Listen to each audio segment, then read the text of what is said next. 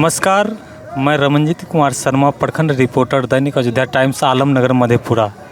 आज 75वां गणतंत्र दिवस के शुभ अवसर पर हम प्राथमिक विद्यालय भवानीपुर वासा खापुर आलमनगर पहुँचे हैं, जहां पर गणतंत्र दिवस के शुभ अवसर पर एक समारोह का आयोजन किया जा रहा है, जिसमें हमारे प्रधानाध्यापक डॉक्टर संजय कुमार रवि के द्वारा यह तिरंगा ध्वज वह कुछ ही समय में फहराया जाएगा और हमारे जितने भी विद्यालय के छात्र छात्राएं, अभिभावक एवं अन्य हमारे पंचायत के प्रतिनिधिगण यहाँ पधारे हुए हैं, वह सभी इस तिरंगे को सलामी देंगे और देश को सम्मान के साथ जय भारत माता की नगारा से गूंजता रहेगा। और फिलहाल जैसी यहाँ की व्यवस्था देखा जाए तो जितने भी बच्चे हैं, लगभग सभी बच्चे अपने ड्रेस में यहाँ पर पधारे हुए हैं। और जहाँ तक देखा जाए, इससे पहले आप लोगों को दिखाया गया था कि जो भी बच्चे था प्रभात फेरी के दरमियान जिस प्रकार से एनसीसी का जो व्यवस्था किया गया था, वह भी आप लोगों को देखने के लिए मिला था। अब धीरे धीरे झंडे का रस्सी वह धीरे धीरे झंडे को ऊपर ले जाते हुए, तो मैं सभी जो भी व्यक्ति मैं उनसे आग्रह करूंगा कि तत्काल झंडे को सलामी देने के लिए आप लोग भी तैयार हो जाएं, विशेष करके जो बच्चे हैं उनसे भी। अब देखिए किस प्रकार से धीरे धीरे ऊपर जाता हुआ झंडा और वहाँ पर रस्सी खींचा गया। झंडे को सलामी दो। मन अधिनायक की जय है, भारती भाग्य विधाता। पंजाब सिंध गुजराती मराठा द्राविड़ उत्कल बंग, विंध्य हिमाचल यमुना गंगा, उजल जलधि तिरंग। तब शुभ नामे जागे, तब शुभ आशीष मांगे, गाए तब जय गाथा। जन गण मंगलदायक की जय है, भारती भाग्य विधाता।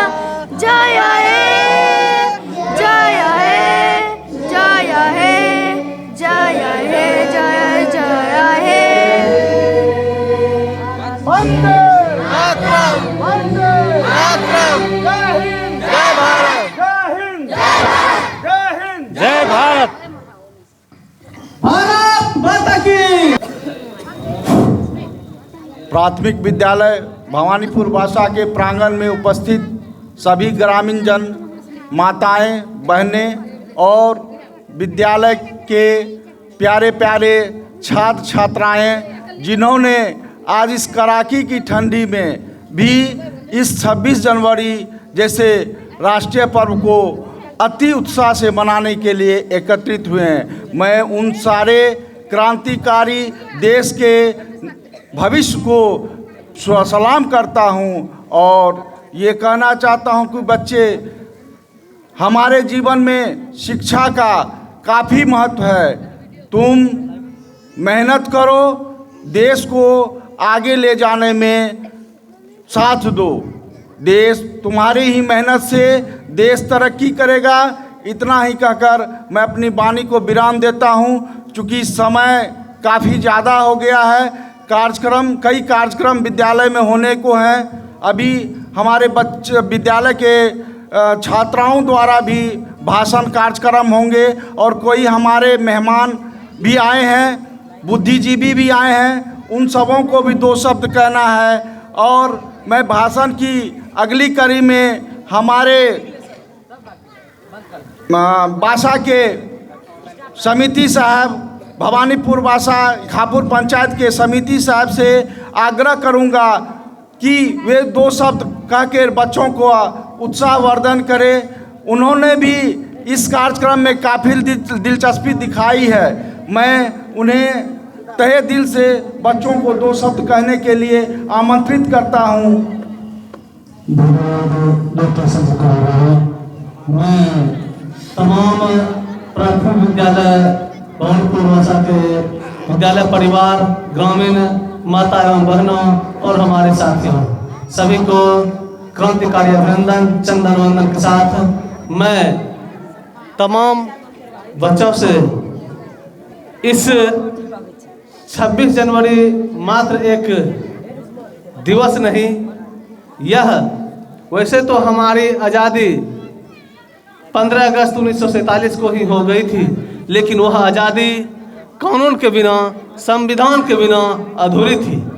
आज के ही दिन 26 जनवरी 1950 को इस देश में अपनी कानून, अपनी व्यवस्था लागू हुई, जिससे हम लोग नियम के अनुसार सभी लोग चलना शुरू किए।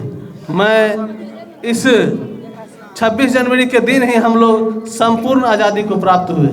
1947 की आज़ादी में तो सिर्फ आज़ादी मिली थी, ब्रिटिश की ही कानून व्यवस्था हुकूमत चलती थी। इस 26 जनवरी 1950 को ही हमारे भारत में यह संविधान लागू हुआ, जिससे हम लोग अभी सब लोग स्वतंत्र रूप से अपना अधिकार और सम्मान पा रहे हैं। इस कानूनी जमा पहनाने में हमारे भीमराव अम्बेडकर का बहुत बड़ा योगदान रहा। उसी के फलस्वरूप आज सभी तबके के लोग, स्त्री हो या पुरुष, सभी अपनी अपनी बात आज़ादी के साथ रखने में सक्षम हैं। चाहे वो हिंदू हो, मुस्लिम हो, सिख हो, ईसाई हो, सबकी हक की बात, सबकी शिक्षा की बात हमारे कानून में सबको समान रूप से दिया गया है। और मैं तमाम बच्चों से कहना चाहूँगा, आप लोग इस 26 जनवरी को एक शपथ लें कि सभी लोग जब तक अपने अपने कर्तव्यों का पालन नहीं करेंगे तो यह आज़ादी, यह स्वतंत्रता, यह गणतंत्रता थोथी मालूम पड़ेगी।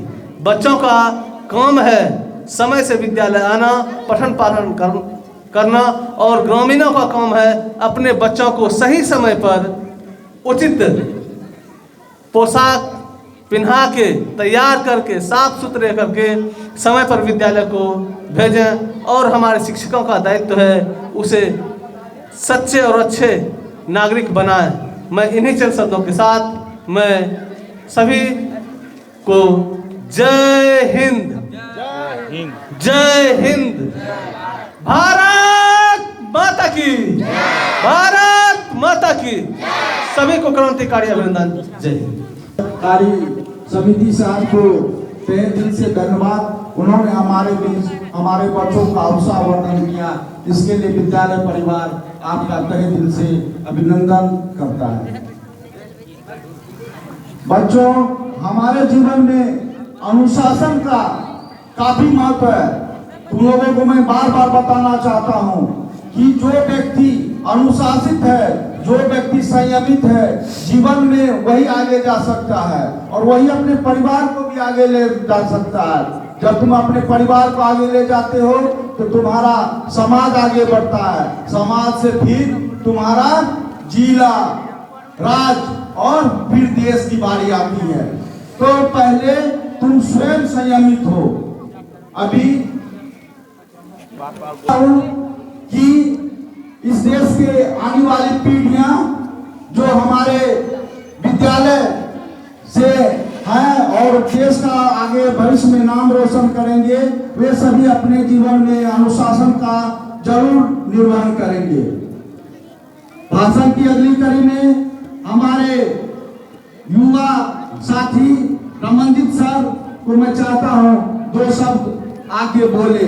और संयोगवश ये हमारे बीच हमारे प्रखंड के पत्रकार महोदय भी हैं, जो प्रत्येक सामाजिक कार्य में हमेशा आगे रहते हैं और हमेशा अच्छे अच्छे कार्यों से सबों का स्वागत करते हैं। आइए रमनजीत सर।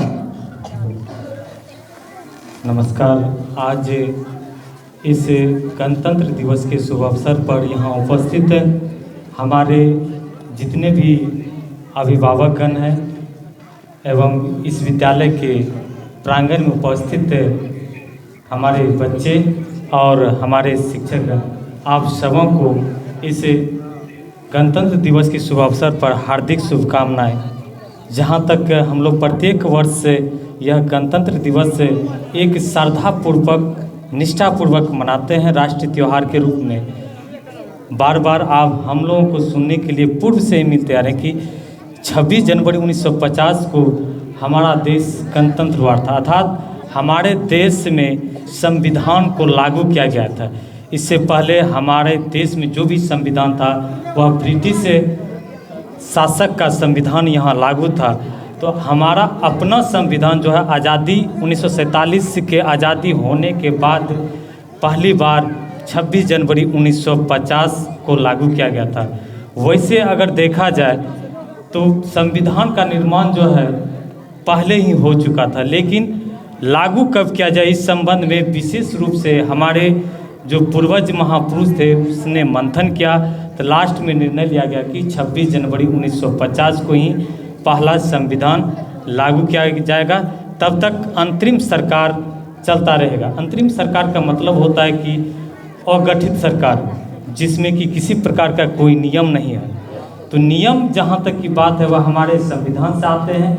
आज जो भी हम लोग धाराएं देखते हैं या जो भी कानून व्यवस्था देखते हैं वह सभी संविधान में अलग अलग धारा या अलग अलग अनुच्छेद में वर्णित है। सिर्फ हम लोगों को जानकारी की आवश्यकता है कि किस धारा में कौन सा लीगल है या कौन अनलीगल है। उन्हीं के उपलक्ष्य में आज हम लोग जो है एकत्र हुए हैं। तो खास करके अगर हमें इस बात पर जोर देना होगा, अगर हमारे राष्ट्र धरोहर को बचाए रखना है तो बच्चे को निश्चित रूप से शिक्षित बनाए रखें। अगर हमारा बच्चा शिक्षित होंगे तो उनके विषय में निश्चित रूप से जानेंगे, हमारे धर्म के विषय में, हमारे संविधान के विषय में, हमारी सांस्कृतिक और सभ्यता के विषय में निश्चित रूप से उसे ज्ञान मिलेंगे, जो कि हमारे सभी प्रकार के बुक में दिया गया है। तो मैं सभी गार्जियन से आशा करूंगा कि वह बच्चे को निश्चित रूप से शिक्षित बनाएं। वहीं पर यहाँ पर जो भी हमारे शिक्षकगण उपस्थित, मैं उनसे भी आग्रह करूंगा कि भविष्य में आपको जो दायित्व हमारे सरकार और हमारे समाज ने दिए हैं उनसे निर्वाह करें और हमारे समाज को, हमारे देश को, हमारे राज्य को एक विकसित राष्ट्र के रूप में आगे की तरफ प्रशस्त कर, यही हमारे आग्रह है। इन्हीं शब्दों के साथ मैं अपनी वाणी को विराम देता हूँ। जय हिंद, जय भारत। गहरी बात कही है कि हम सबों का जीवन बिना शिक्षा के कुछ भी नहीं है। शिक्षा ऐसी माँ, ऐसी शेरनी का दूध है जो जो पिएगा सब दहाड़ेगा। शिक्षा ऐसी शेरनी का दूध है जो जो पिएगा सब